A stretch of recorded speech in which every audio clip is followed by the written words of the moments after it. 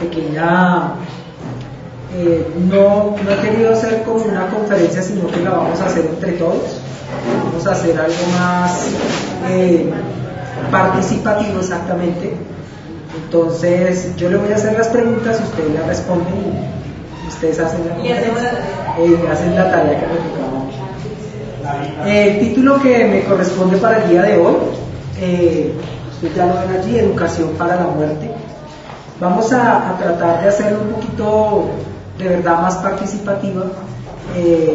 No voy a hacer solo hablando yo, sino que vamos a ver la opinión que todos ustedes tienen.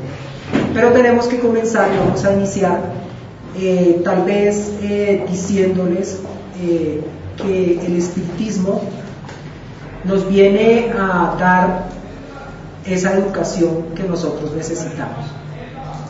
Nosotros todos, absolutamente todos, y creo que estamos incluidos allí nosotros, le tememos a la muerte, le tenemos miedo, y simplemente le tenemos miedo porque nosotros no nos hemos educado para ello.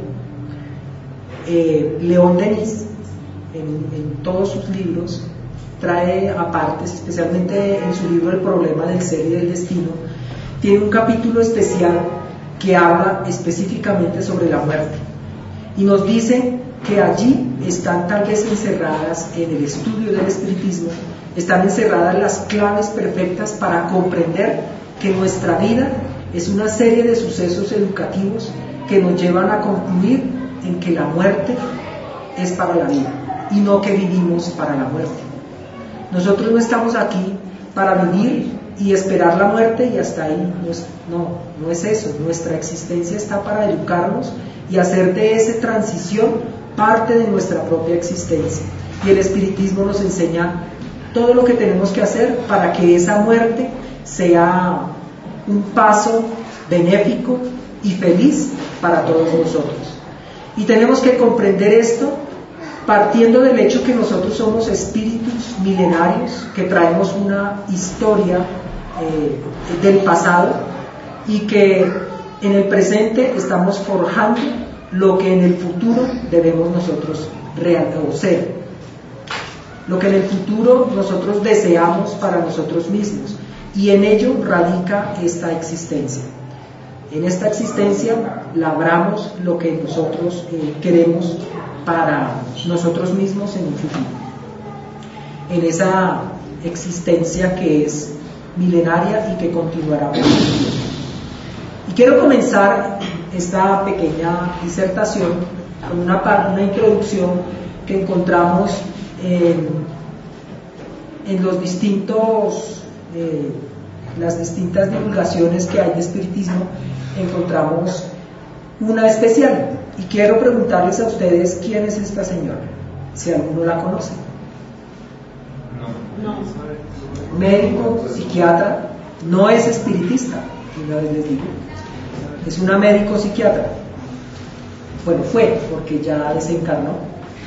Es una médico psiquiatra, y ella fue una de las personas que más ha tratado, que introdujo una especialidad, una subespecialidad que se llama la tanatología. ¿La qué? Tanatología. Y ella se llama Elizabeth Kubler-Ross. No sé si ustedes la han escuchado. Nunca. Bueno, esta es la médico más famosa que hay en el tratamiento de las personas que para muchas especialidades son personas que ya están desechadas, que como ya no hay alivio para ellos en sus enfermedades, entonces ya los dejan relegados al último caso, porque no necesitan ya nada más. O sea, médicamente esas personas ya no se puede hacer nada por ellas, pero ella fue la primera persona que cogió a estas personas y empezó con una serie de entrevistas, a hacerles comprender que lo que les estaba sucediendo era un paso más en su existencia, y que esa muerte a la que todos le tememos no había que temerle, sino que después de ese paso, de esa muerte, había más allá otra cosa diferente. Y ella fue gracias a esas entrevistas y a esas investigaciones que tuvo con todos esos miles de enfermos que ella entrevistó en Estados Unidos, llegó a esa conclusión de que existe una vida más allá de la sepultura. Y ella no lo estudió con los libros espíritas, las religiones no le dieron esa concepción, sino que ella llegó a esa conclusión a través de todas las investigaciones durante muchos años. Ella nació el 8 de julio de 1926 en Suiza y murió el 24 de agosto del 2004 en Estados Unidos. Dentro de las muchas cosas que logramos extractar o resumir de lo que ella estudió, de lo que ella expuso durante todos esos años de estudio, dice lo siguiente: en mi opinión es científicamente honrado el que anota sus descubrimientos y explica cómo ha llegado a su conclusión. Se debería desconfiar de mí si publicara solamente lo que le agrada a la opinión general. No está en mis intenciones convencer ni convertir a nadie. Considero que mi trabajo consiste en la transmisión de los resultados de la investigación. Los que estén preparados me creerán y los que no lo estén argumentarán. ¿Esto a qué se parece? A lo que decía Allan Kardec con sus contradictores. Si uno se pone a comparar lo que ella decía con respecto a las conclusiones a las que ella llegaba a través de toda esa serie de entrevistas que le hacía a esos moribundos, pues es exactamente igual o muy similar a lo que Allan Kardec nos dice en el libro de los espíritus, exactamente.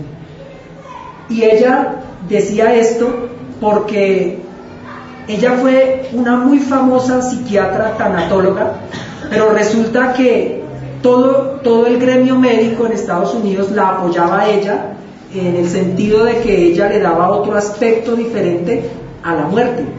Ella veía la muerte desde otro punto de vista, no como el fin, no como lo más lúgubre, no como lo peor que le puede pasar al ser humano, sino como un paso más que tiene que dar todo ser humano, y en conclusión pues todos tendremos que llegar a ese paso, querramos o no lo querramos. Las arruguitas van llegando, las caras van saliendo, así no las caras los carros van pasando, etcétera, etcétera. Pero eso siempre llegará a nosotros eso que llamamos muerte y que para nosotros es algo terrible, ¿sí? Pero entonces cuando ella descubrió en esas entrevistas que esos moribundos veían cosas, veían los túneles, las luces, seres que ya habían muerto previamente y que eran familiares de ellos, y ellos los veían y los describían en sus entrevistas, entonces ella empezó a vislumbrar que existía vida más allá de la muerte. En lo que hoy famosamente se llama como las experiencias cercanas a la muerte, creo que ustedes las han escuchado, ella describió perfectamente los pasos en los que un enfermo terminal va pasando a través de una serie de estados hasta llegar a aceptar lo que tendrá que llegar al final, que es la muerte. Entonces ella dio esa explicación porque cuando ella expuso en una de sus conferencias que había vida más allá de la muerte, todo el gremio médico en Estados Unidos le dio la espalda.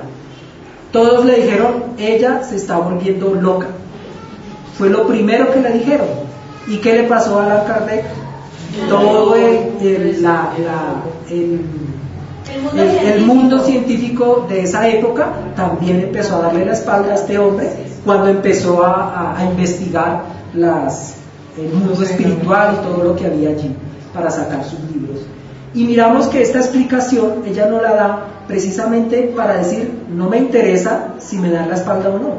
Son conclusiones verídicas que yo no las puedo negar y por lo tanto yo las saco, y ella tiene múltiples libros que ustedes pueden consultar por internet, múltiples libros que se basan en sus investigaciones para explicar que la muerte es un paso más que tenemos que dar en esta existencia. En uno de sus libros que se llama La muerte, un nuevo sol, dice a manera introductoria la persona que hizo su introducción, que las experiencias de la doctora permiten confirmar la existencia de una vida después de la muerte. Esta no es más que el paso a otro estado de conciencia en el que se sigue sintiendo y donde el alma puede seguir creciendo. Ojo que ella no es espiritista. El que escribió esta introducción tampoco es espiritista, pero son basadas en investigaciones que desarrollan a través de las entrevistas a personas que están ya, que son enfermos terminales. Y esa es a la conclusión que están llegando ellos. La muerte es renacimiento y vida. La muerte es un nuevo sol. Este libro que es La muerte es un nuevo sol, así se titula el libro, nos explica cómo descubrió ella, la doctora Kubler-Ross, la existencia de una vida después de la muerte, y nos relata las experiencias de personas que experimentaron una experiencia cercana a la muerte. Todo eso, resumido, son personas del mundo científico, médicos, psiquiatras, que a través de sus estudios han llegado a esa conclusión, y es lo más parecido que podemos nosotros encontrar a las explicaciones que hace más de 150 años nuestro maestro Allan Kardec, Hipólito León de Lizarrivel, hizo y concluyó esto mismo. Él también concluyó esto 150 años atrás, pero a través de la indagación a aquellos que ya habían muerto, o sea que se llaman espíritus. Muy bien. Bueno, y aquí comenzamos entonces a preguntarnos todos, si todo eso lo hemos ido estudiando, todo eso lo hemos leído, las religiones también de una u otra forma nos han dicho, nos han empezado a intuir que hay vida después de la muerte. ¿Por qué le tenemos miedo a la muerte? ¿Cuál será esa razón por la cual nosotros, aún sabiendo lo que sabemos, le tenemos miedo a la muerte? ¿Quién me quiere ayudar? Pues una forma sería, por ejemplo, el miedo a lo desconocido genera temor. Exactamente. El miedo a lo desconocido genera temor, pero también a nosotros, especialmente a nosotros los espíritas, nos debería dar temor no haber logrado crecer a la altura que se desea, llegar a ese estado que queremos llegar allá, no a la muerte, sino a nuestra paz. Yo pienso que es como ignorancia del ser, falta de fe, ignorancia y falta de fe. Porque mire, yo estaba leyendo este libro y por eso lo leí, y me parece excelente cuando desencarna este ser, porque tenía fe y confianza en Dios. Allá, jovencito, allá que tímidamente. Da miedo. Pues también hay que mezclarle un poco el aspecto fisiológico. También estamos diseñados para sobrevivir, el instinto, todo eso prima para que no estemos muriendo. Entonces creo que eso también es algo. Sí, claro, muy bien ese apunte.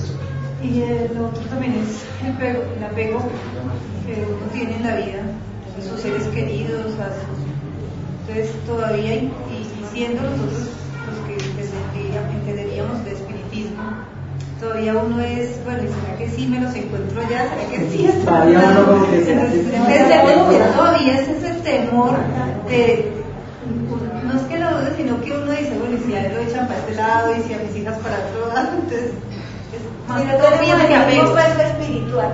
También, Marileña.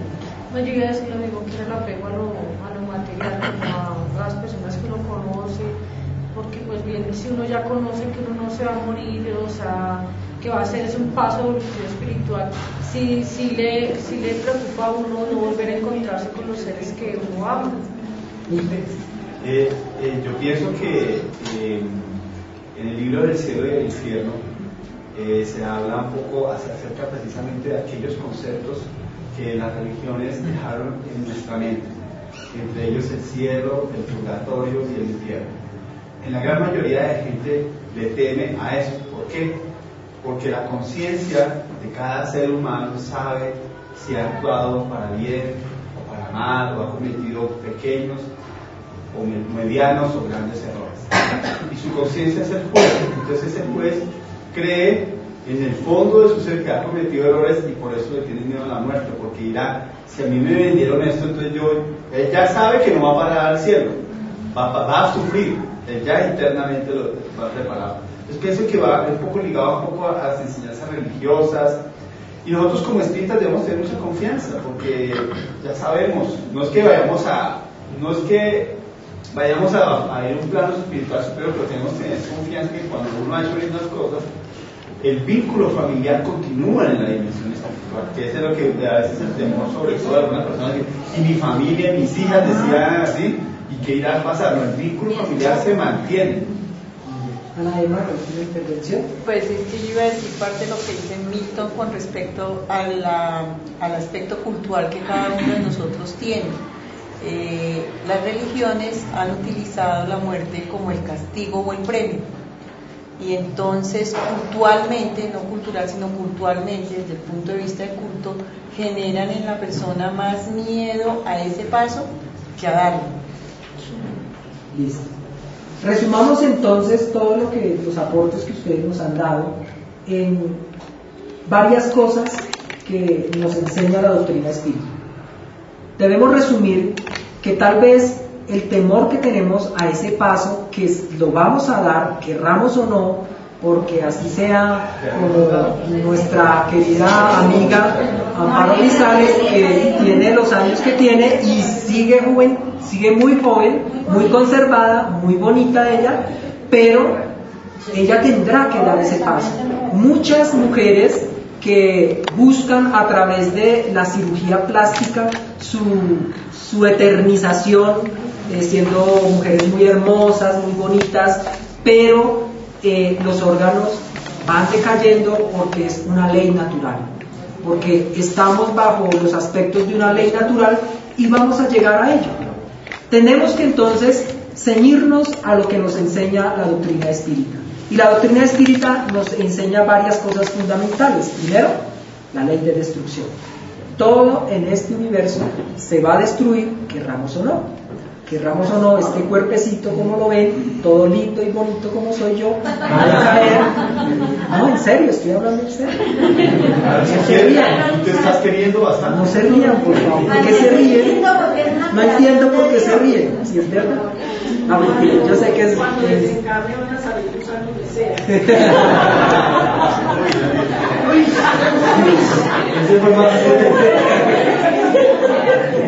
Gracias, yo también te amo, te quiero, te aprecio. Siguiendo con el tema, entonces, todos nos vamos a acabar, todos. Y por tal razón, si nos vamos a lo que nos enseña la doctrina espírita, nos damos cuenta que la ley de destrucción es algo que está, que querramos o no, va a estar allí. Por lo tanto, esa unida a la ley de causa y efecto, unida a la ley de la reencarnación, unida a la ley de evolución, unida al primer principio fundamental de la doctrina espírita, ¿qué es? La existencia de Dios. Dios, exactamente. Dios, que es un Padre nuestro, que va a estar siempre pendiente de nosotros, eternamente justo, soberanamente bueno, justo con todos nosotros, pues a todos nos da por igual y sus leyes se aplican a todos. Por lo tanto, los fundamentos de la doctrina espírita, que son las leyes que nos enseñan, las leyes del universo, las leyes, ¿cómo es que son? Las leyes naturales. Las leyes, exactamente, las leyes naturales. Esa ley, como es natural, pues tiene que aplicarse a todos los seres vivos y a todos nosotros, incluso a los desencarnados. Todos los seres encarnados o desencarnados son aplicadas las leyes naturales. Por lo tanto, si nosotros vemos este aspecto de la muerte, tendremos que ver las leyes naturales desde esa óptica. Y así, si nosotros hiciéramos una ejemplarizando, tendríamos que ver todos los aspectos de nuestra existencia aplicando las leyes naturales. Allan Kardec es muy preciso y nos dice que si todos nosotros aplicáramos las leyes naturales en todos los aspectos de nuestra existencia, esta tierra sería mucho mejor, porque estaríamos aplicando las leyes naturales en todo y podríamos conducirnos mucho mejor. Por eso la muerte tiene que verse desde ese aspecto para poder comprender el por qué le tenemos miedo a la muerte. Entonces, vamos a ver, para entender un poco más este aspecto de la muerte tendremos que ver, y por eso Allan Kardec, tal vez en el libro de los medios, creo, me perdonan si no lo tengo claro, habla de que en la parte periespiritual se encontrará la clave de absolutamente todas las cosas que aún todavía nosotros no entendemos para comprender todas las actividades fisiológicas y extracorporales que tiene el hombre. Por eso traje una pequeña colación como una parte para comprender un poco que para entender el fenómeno de la muerte tenemos que entonces nosotros comprender nuestra composición física y espiritual. Por eso estamos compuestos de cuerpo. Después del cuerpo, ¿qué sigue? Perispíritu. Y después del perispíritu, de manera muy resumida, y porque eso da para otra charla, de hablar específicamente del cuerpo, hablar del perispíritu, hablar del espíritu, da cada uno para un seminario. Entonces vamos a resumir esto muy sucintamente para adelantarnos en lo que nos compete, que es hablar sobre la educación para la muerte. El cuerpo, todos sabemos qué es, todos entendemos qué es, y fisiológicamente todo el mundo medianamente o muy complejamente conoce el cuerpo físico, ¿cierto? Porque lo tenemos, lo tocamos, lo sentimos. Pero ¿qué es el periespíritu? Es el cuerpo del espíritu, ¿cierto? Eso creo que todos lo tenemos claro. Y eso tiene una descripción más compleja, tiene otras cosas más complejas, pero no nos vamos a referir a eso acá. Y el perispíritu es el intermediario para las sensaciones entre el cuerpo y el espíritu, porque muy claramente Allan Kardec también allí en sus libros, en los libros fundamentales, nos dice que cómo podría el espíritu, que es inmaterial, comunicar sensaciones a algo que es material.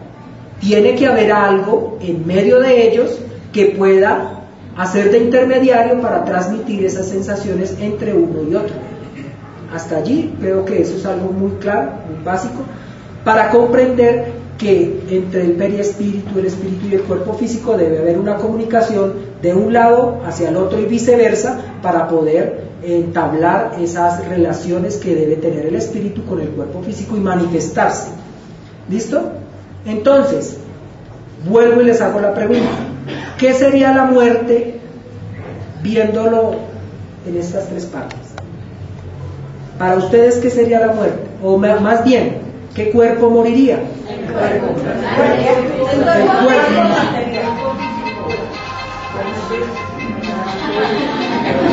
Aquí me van a dar la respuesta. Perdónenme, por favor. Qué pena con ustedes. El cuerpo es el que muere, y eso es algo claro, ¿cierto? Para nosotros, ¿el espíritu qué pasa?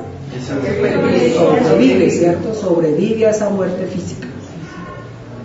Entonces, ¿a qué le tenemos miedo? A la forma como morirá ese cuerpo. Es el temor que nosotros le tenemos. Porque dirá uno, y pues afortunadamente y desafortunadamente tenemos la experiencia de ver múltiples muertes en nuestro trabajo y nos damos cuenta las múltiples formas en que muere la gente, en que mueren las personas.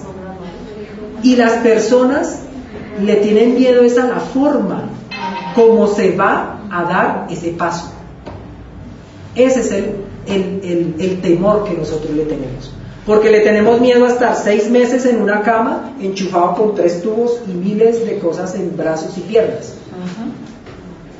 Ese es el temor, diferente a aquella persona que muere y le dio un paro cardíaco, ahí quedó.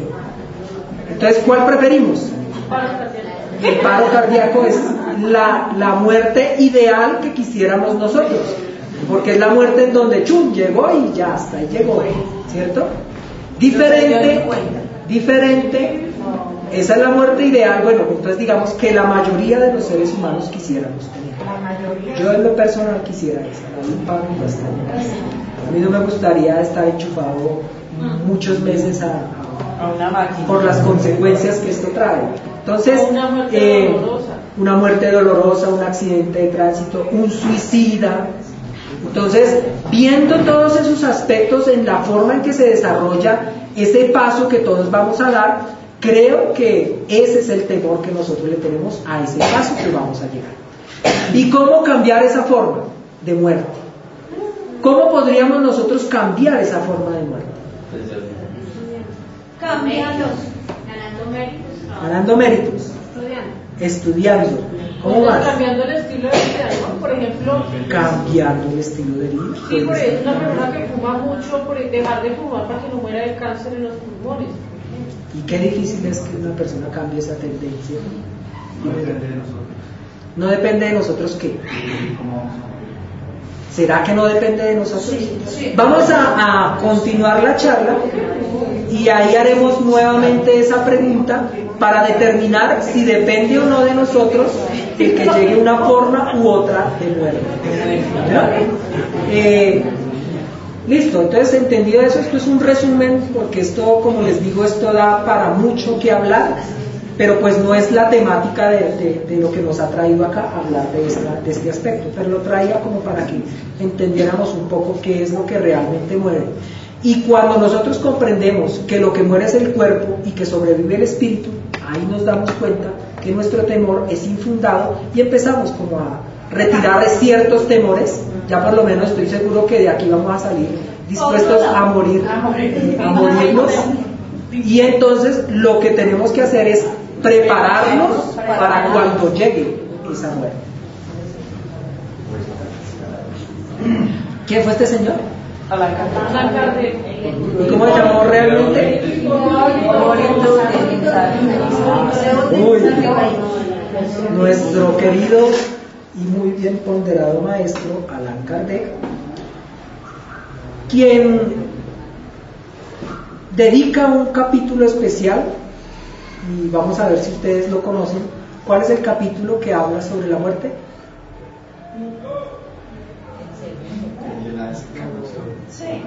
Pues sí, pero ¿cómo se llama? Se llama El libro primero. Cuando nosotros pasamos del mundo material al mundo espiritual, ¿cierto? Que empieza con esta pregunta. 149. Entonces, ¿en qué se convierte el alma en el instante de la muerte? ¿Quién me quiere responder? En espíritu. No, pues usted sabe mucho. Otra persona. Ya les dieron el soplo. Ya les dieron el soplete. ¿En qué se convierte el alma en el instante de la muerte? ¿En qué? No, sin miedo, díganlo. El espíritu, exactamente. Muy bien. Todavía hay cierto temor en que no, tienen el concepto que es muy importante. En eso, en espíritu. ¿Y qué diferencia hay entre alma y espíritu? El alma es carnal y espíritu es Tome ejemplo, muchachos, por Dios, es mi mamá, o yo es mi mamá. Exactamente. Dice, vuelve a ser espíritu, es decir, retorna al mundo de los espíritus que había dejado momentáneamente. ¿Qué quiere decir eso de que había dejado momentáneamente? Porque es que el cuerpo, es que el estado ideal es el espíritu, no sé. El estado real y natural de nosotros es el espíritu. Entonces, ¿aquí qué hacemos? Estamos de paso. Evolucionar. Entonces, ¿por qué nos apegamos tanto a esto? Porque es la caparazón que usted tiene para poder evolucionar. Espere, vamos de a uno. A ver, por favor. Orden, por Dios. Que lo estamos transmitiendo, por Dios. ¿Qué dirán allá del otro lado? Ahora sí, vamos en orden. ¿Por qué decimos o por qué nos apegamos entonces a esto? Si ustedes mismos han respondido que esto, este cuerpo, este mundo es momentáneo. Entonces, ¿por qué nos apegamos? Porque creo que hay muchas personas que cuando ya están cerca de ese momento, se dan cuenta de su misión y quieren quedarse para terminarla y no alcanzan. De pronto creería que es una... O sea, nuestra conciencia nos llama a aquello a lo que nos comprometimos antes de reencarnar. Lo que pasa es que como acorde, ¿qué pasa o qué es lo que pasa cuando reencarnamos? Se nos olvida. Existe el olvido del pasado.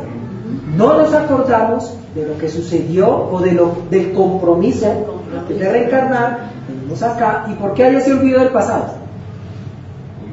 Para evitar tener traumas posteriores o cosas por el estilo. ¿Traumas de qué? De vidas pasadas. Por una igualdad, porque si uno supiera y el otro no supiera, pues el otro podía tener como la posibilidad de evolucionar más que el otro, entonces todos llegamos en condiciones iguales. Podría estar generando tristeza o vanagloria.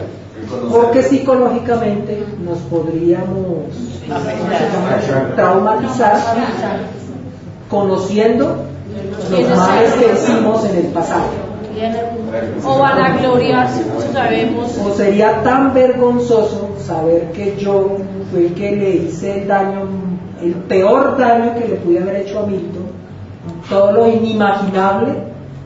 Como nosotros nos sorprendemos ahora y nos da tanto susto ver tantas barbaridades que vemos ahorita, y nos avergonzaríamos o nos daría tanta pena, tanta vergüenza saber que yo fui el causante del peor daño a otra persona que esté aquí presente. Nos avergonza y tal vez saldría yo corriendo de la vista de esa persona. Miremos que ahí se encuentra ya radicada la misericordia de Dios con nosotros y la oportunidad que nos da para enmendar nuestros errores. Por eso no debemos apegarnos a esta existencia, pero tampoco debemos suicidémonos colectivamente. Entonces, por eso pasan esos errores. Por eso pasan los grandes errores de aquellos que suicidio colectivo, porque como nos dicen que no nos apeguemos a este mundo, pues murámonos de una vez. ¿Para qué esperamos? Eso no es tampoco el que dijo eso tenía que no ser espírita. ¿Quién fue? No sé, pero creo que no es espírita. No, mentira, yo sí sé quién fue, pero el chascarrillo. Listo, hasta ahí comprendido. Si hay alguna duda, por favor, si hay alguna duda, aclaración o insulto, bueno, insulto no se lo recibo, pero si cualquier duda o aclaración, por favor, pues vamos a todos a colaborar. Y seguimos entonces diciendo o preguntando. Esto está en el libro de los espíritus, que ustedes ya se los han leído y se los saben de memoria. ¿El alma conserva su individualidad después de la muerte? Sí. Creo que para todos es claro que eso sí es cierto. Y no la pierde jamás, dicen los espíritus. ¿Qué sería de ella si no la conservase? Y a ello nos referimos en el sentido de que aquellos que dicen que volvemos al todo, como la gota de agua que vuelve al océano, y allí se mezcla con todo, están equivocados en ese punto de vista, porque podríamos decir, y los espíritus también lo aclaran, que si entendiéramos por todo el colectivo de la humanidad encarnada y desencarnada, tendríamos razón en volver al todo. Pero si lo vemos en el sentido de que volvemos a un todo completo y perdemos lo que sabemos, lo que hemos recorrido intelectualmente, pues ahí estarían equivocados. Y aclara más adelante, en esa misma pregunta, dice Kardec otra vez, no teniendo ya su cuerpo material como constante del alma, su individualidad. ¿Quién me ayuda? No teniendo ya su cuerpo material, o sea, ya desencarnado, ¿cómo constata el alma su individualidad? Porque sigue siendo ella misma. ¿Cómo más? Conserva sus gustos, sus inclinaciones.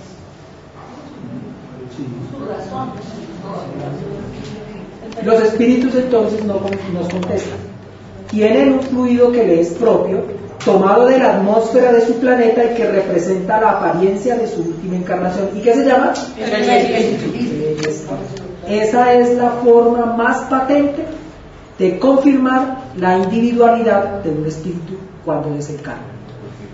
Porque cuando se ha presentado, bueno, los que han podido y han tenido la oportunidad de ver un espíritu desencarnado o que está a punto de desencarnar, creo que lo han visto en la forma de su existencia, ¿cierto?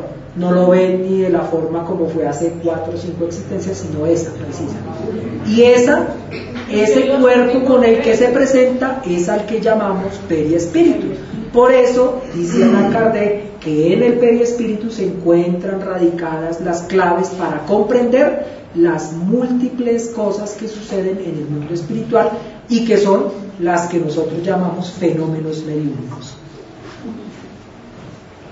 Y nos sigue diciendo o preguntando: durante la vida el espíritu está ligado al cuerpo por su envoltura semimaterial o perispíritu. Eso hasta ahí es claro.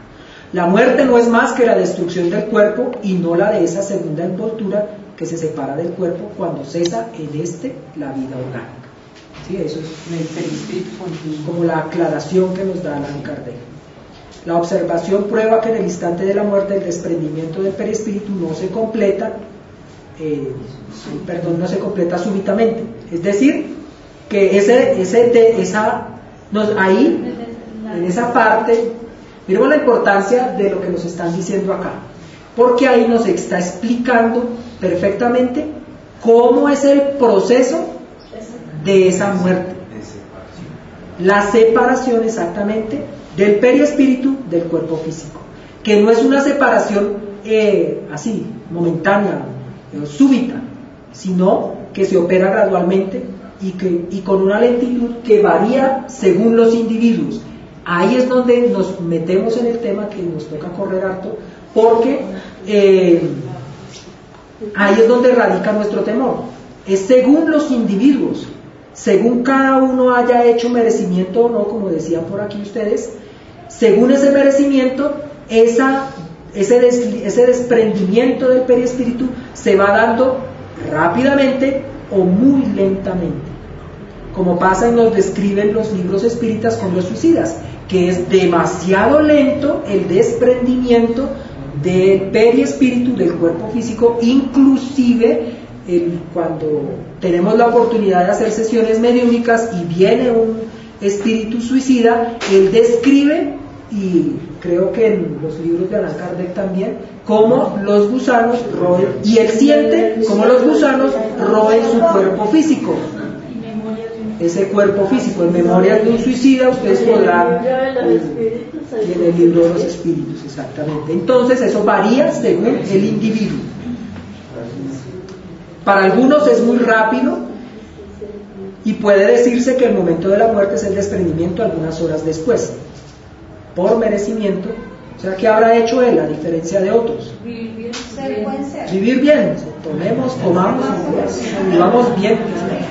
Ser una mejor persona, Para otros, sobre todo aquellos cuya vida ha sido completamente material y sensual, ojo, miren lo que está diciendo, el desprendimiento es mucho menos rápido y dura a veces días, semanas y hasta meses, lo que no implica que exista en el cuerpo la menor vitalidad ni la posibilidad del regreso a la vida. Eso es una aclaración bien importante, sino una simple afinidad entre el cuerpo y el espíritu. Miremos que eso es algo profundo. Cuando hablamos de que no implica que el cuerpo, no implica que exista vitalidad en el cuerpo. ¿Cómo se llama esa fuerza, esa energía en el libro de los espíritus? El fluido vital. Exacto. El fluido vital, que lo describe Allan Kardec en su parte introductoria del libro de los espíritus, nos habla del fluido vital, que es esa vitalidad a la que se refiere acá. El cuerpo ya no tiene ese fluido, lo que imposibilita el regreso a la vida. Lo que no pasa en esta enfermedad que, ¿cómo es que se llama? La catalepsia, que da una muerte aparente. Entonces de ahí vienen los supuestos milagros que se hicieron, entonces revivieron a los muertos, porque es otra cosa muy diferente. Afinidad esta que está siempre en proporción de la preponderancia que durante la vida ha dado el espíritu a la materia. Mire lo importante que está diciendo aquí Allan Kardec. está en razón de la preponderancia que le damos en nuestra existencia o que el espíritu le ha dado a la materia. Entre mayor importancia le damos a la materia, más difícil es el desprendimiento del espíritu. Como consecuencia, ahí es donde radica el temor que le tenemos a la muerte. Porque nuestra conciencia sí es nuestro juez.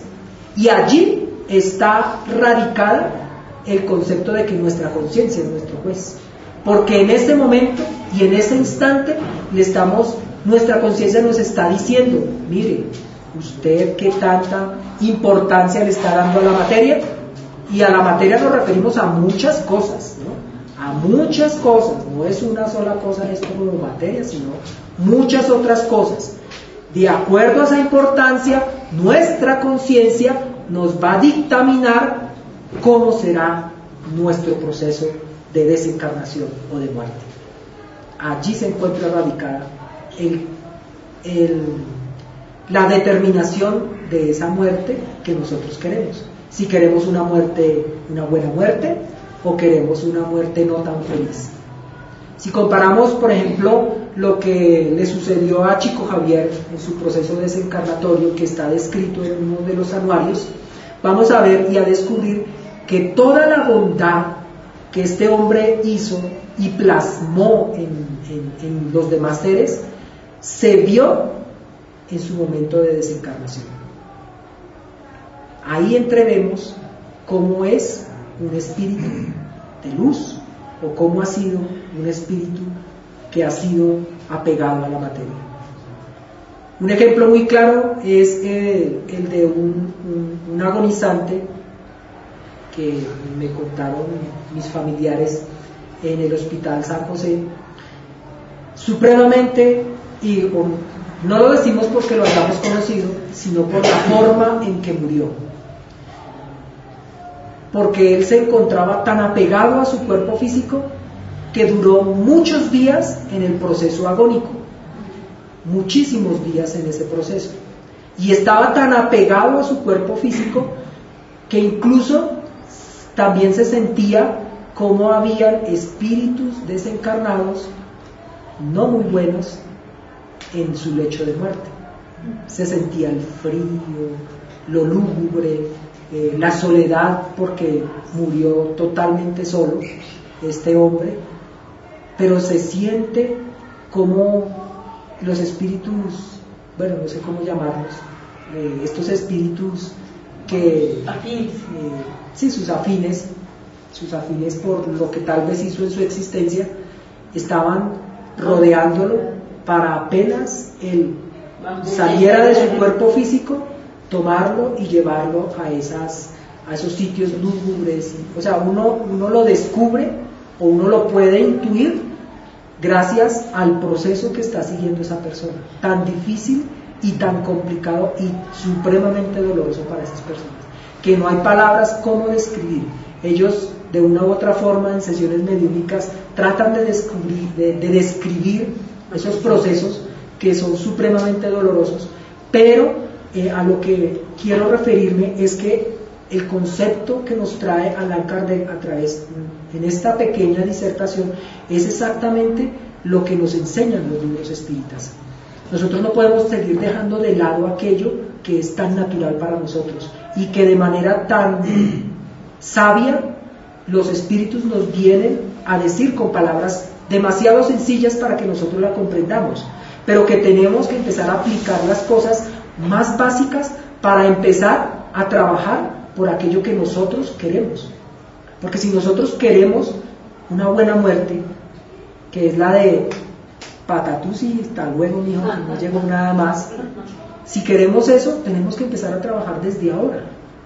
Ese es el proceso que nosotros tenemos. No esperar a que nos dé un patatús para llegar 15, 20 días en una UCI conectado a miles de aparatos para empezar a pensar, uy sí, uy Dios, dame otra oportunidad, dame solo una oportunidad más, porque muchos, si uno los hablara con esas personas, muchos estarán diciendo eso. Los que están pegados durante meses a un respirador estarán rogándole a Dios para que le dé solo una oportunidad para enmendar aquellos errores que no lo hizo durante todos 30, 40 años, 60 y 80 años, para que les dé 5 años, 2 años, 1 año más para enmendar ese error que hizo. Eso es trabajar por una buena muerte. Eso es, pero lo tenemos que hacer ahora, empezar a ser conscientes desde ahora de que tenemos que trabajar para que lleguemos a ese proceso, a ese paso que tenemos que dar, pero que podamos tenerlo de una forma feliz, adecuada y tranquila, porque la otra es que tenemos miedo y perdemos la fe. Tenemos miedo y perdemos todas las cosas, se nos olvidan todos los conocimientos. Es racional concebir que cuanto más se identifica el espíritu con la materia, más sufre el separarse de ella. Ya lo dijimos y ampliamente explicado. Al paso que lo contrario, que la actividad intelectual y moral, la elevación de pensamientos, opera un principio de liberación incluso durante la vida del cuerpo. Ojo, miren lo que está diciendo, que incluso en este momento estaría operando esa liberación. Y cuando llega la muerte es casi instantánea. ¿Sí? ¿Sí vas a decir algo? Sí. Tenemos la elección de elegir cómo desligarnos del cuerpo más rápidamente, pero lo que creo que no tenemos es la opción de elegir la causa de cómo va a pasar esa muerte. O sea, no podemos decir que nos digan, no, eso es, depende de lo que hayamos estipulado para esa vida o pruebas.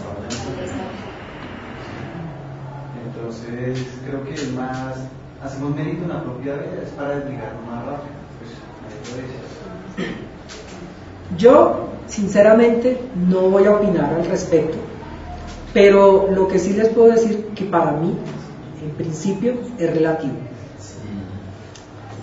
Es como yo trabaje. Así es. Yo puedo estar predestinado a una enfermedad supremamente dolorosa y puedo estar planillado, por decirlo de alguna forma, para tenerlo. Lo puedo ser, puedo estar, porque es la prueba suprema a la que me comprometo en el mundo espiritual para poder saldar las deudas de la guerra. Ese es mi compromiso, eso es por lo que yo me comprometo. Pero resulta que de manera adecuada llega a mí los conocimientos del espiritismo, como puede a otra persona llegarle los conocimientos de otra doctrina filosófica, y enseñarles a cada uno de nosotros de una forma u otra la bondad, la paciencia, la resignación, la intelectualidad, el estudio, etcétera, etcétera, etcétera, y empezamos a aplicar de manera asidua el Evangelio de Jesús en los demás. Cuando empezamos a hacer esto, todos los débitos van siendo descontados a causa de las buenas obras que estoy haciendo. Y en ese momento puede, ojo con lo que estoy diciendo, no es que ahorita todos se abalancen a hacer grandes obras como mañana, por ejemplo, pues pueden abalanzarse mañana, ¿sí? No es propaganda, por favor, no es propaganda. A hacer buenas obras, y ahí empieza a descontarse los débitos porque estoy haciendo buenas obras. Miremos que sí podemos ser capaces de cambiar eso que entre comillas estamos diciendo como predestinación. Sí lo podemos cambiar, pero está en nosotros, está en nuestro trabajo, está en la capacidad moral que nosotros tengamos para hacer ese trabajo. De allí radican otros aspectos como el que estamos aquí planteando, para que logremos hacer este cambio. Podríamos entonces decir, es una pregunta, no vamos a dar la respuesta, pero dice Allan Kardec que el ejemplo de la oruga que primero se arrastra por la tierra, después se encierra en su crisálida aparentemente muerta para renacer a más brillante existencia, puede darnos una idea de la vida terrestre, después la del sepulcro y finalmente de nuestra nueva existencia. Y es el ejemplo más claro. Y Elizabeth Kubler-Ross, esta gran psiquiatra, ella tuvo que haber tenido una gran enseñanza en el mundo espiritual antes de reencarnar, porque exactamente así describe ella la muerte en los procesos que ella investigó. es exactamente la misma comparación que ella hace de la oruga, de la crisálida y de la mariposa.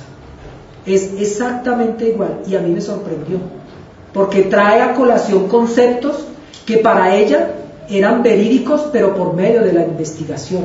Y aquí simplemente Allan Kardec los sacó de la manera más filosófica y más sencilla. Por eso los espíritus dicen, Allan Kardec dice que la ciencia vendrá a confirmar lo que el espiritismo nos enseña. Y actualmente estamos viendo esa confirmación.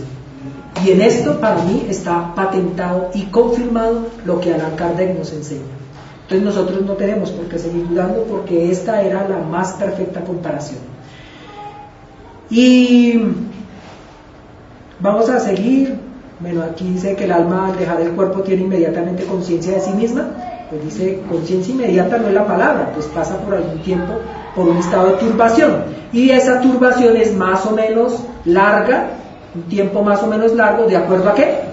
A los méritos. A los méritos, exactamente. A los méritos que cada uno haga.